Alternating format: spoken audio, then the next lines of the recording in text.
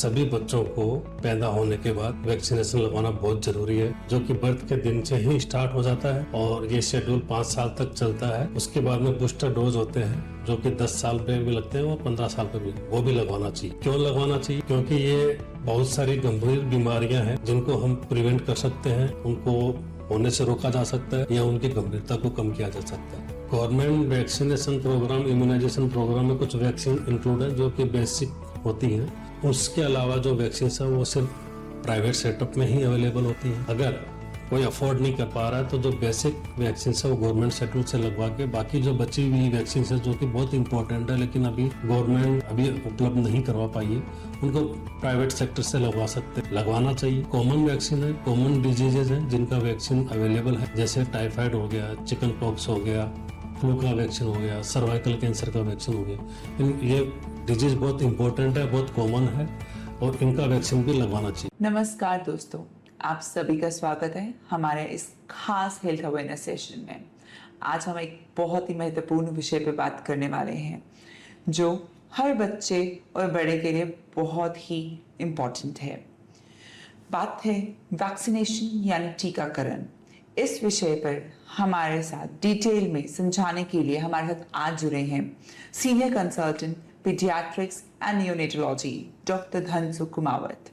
Doctor साहब के पास paediatric में 12 साल से अधिक का अनुभव है। तो चलिए हम पहले स्वागत करते हैं डॉक्टर धनसुख का और हम सेशन को स्टार्ट करते हैं। Thank you Dhansukh. Thank you Purvaji for inviting in this session. Doctor Dhansukh, सबसे पहले आप ये बताएं, क्या सभी बच्चों में वैक्सीन लगाना जरूरी है? जी, ये बहुत अच्छा सवाल कर रहे हैं आप।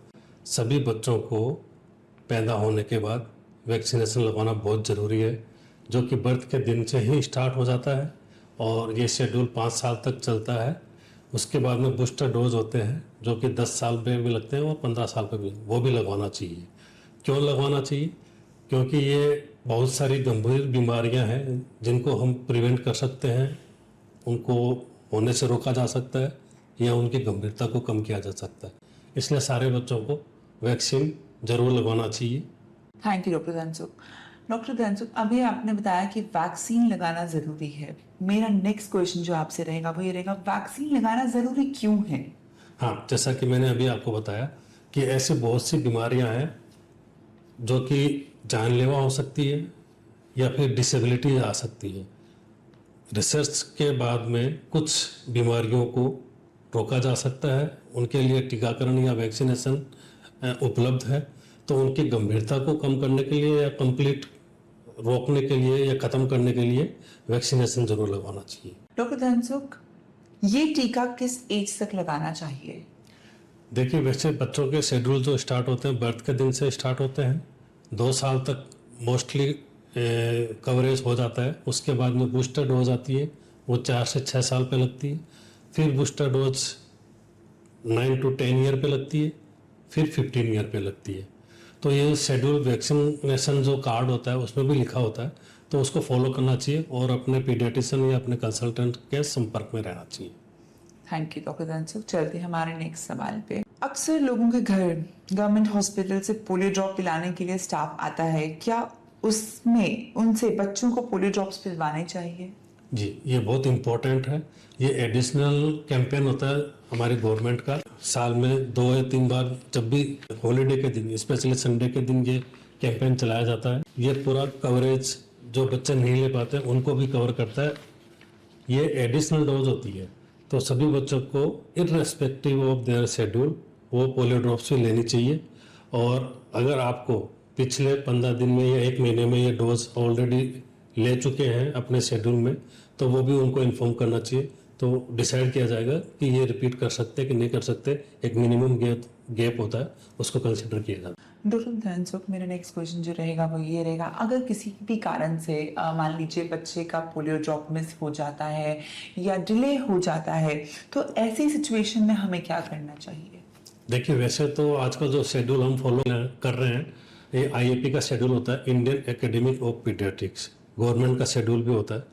उसमें जो पेंटा वैक्सीन चल रहा है उसमें इंजेक्टेबल पोलियो ऑलरेडी हम दे रहे होते हैं। अभी धीरे धीरे हम स्विच इंजेक्टेबल पोलियो पे कर रहे हैं।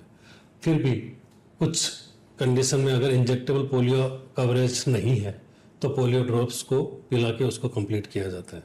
तो पोलियो ड्रॉप्स अपने डॉक्टर से और कैंपेन को सबको मिला के कवरेज कंप्लीट करना चाहिए। Thank you doctor Dhansukh.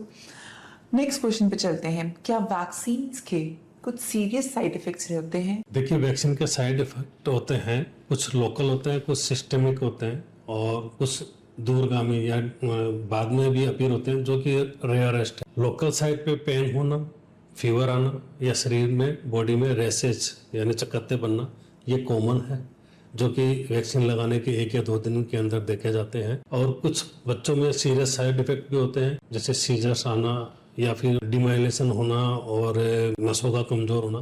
ये बहुत रेयरेस्ट है, थ्योरेटिकल है, इसलिए हमें थोड़ा सा कंसिडर करते हैं। प्रैक्टिकली हमें देखने को नहीं मिलता, लाखों में एक केस कोई होता है।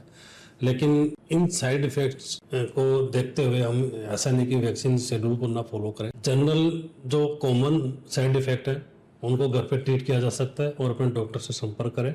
जैसे फीवर आ गया तो फीवर का मेडिसिन दिया जा सकता है। तो कुछ भी साइड इफेक्ट हो, डॉक्टर से संपर्क करके इनका समाधान निकाला जा सकता है। Thank you doctor Dhansukh.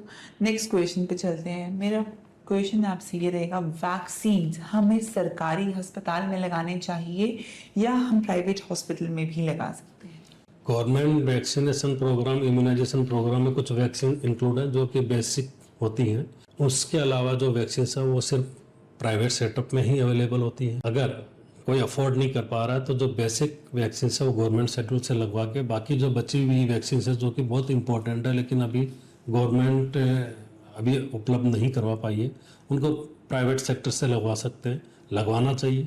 बहुत कॉमन वैक्सीन है, कॉमन डिजीजेज हैं जिनका वैक्सीन अवेलेबल है, जैसे टाइफाइड हो गया, चिकन पॉक्स हो गया, फ्लू का वैक्सीन हो गया, सर्वाइकल कैंसर का वैक्सीन हो गया। ये डिजीज बहुत इंपॉर्टेंट है, बहुत कॉमन है और इनका वैक्सीन भी लगवाना चाहिए। अगर आप गवर्नमेंट शेड्यूल को फॉलो कर रहे हैं तो कुछ जो बचे हुए वैक्सीन है वो प्राइवेट सेक्टर से लगवाना चाहिए। Doctor Dhansukh, thank you. अभी आपने बताया बहुत सारी बीमारियों के लिए जो वैक्सीनेशन हम यूज़ करते हैं। मुझे एक खास बीमारी टीटी के इंजेक्शन के बारे में बताएं। क्या ये सिर्फ बच्चों में लगाया जाता है या बड़े भी इसे लगा सकते हैं? देखिए, टीटी वैक्सीन सबके लिए है लेकिन बच्चों का शेड्यूल बहुत ज़्यादा डिफरेंट है एडल्ट के कंपैरिजन में।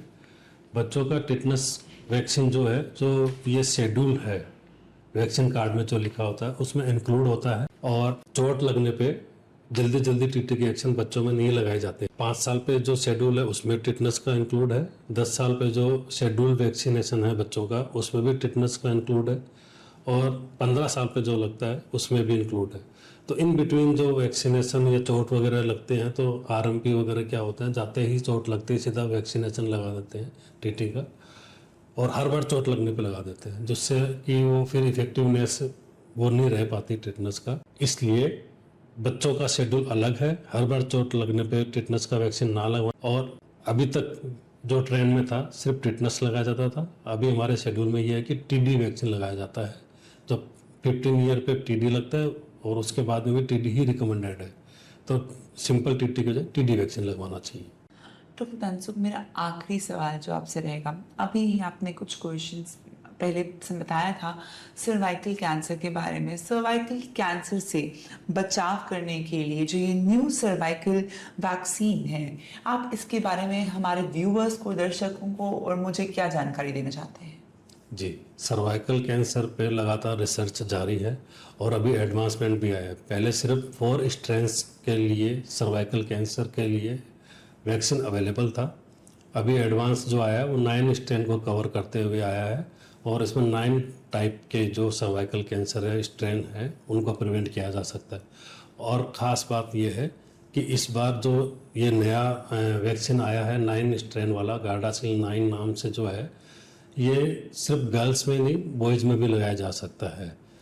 तो इस पर ध्यान देने की ज़रूरत है।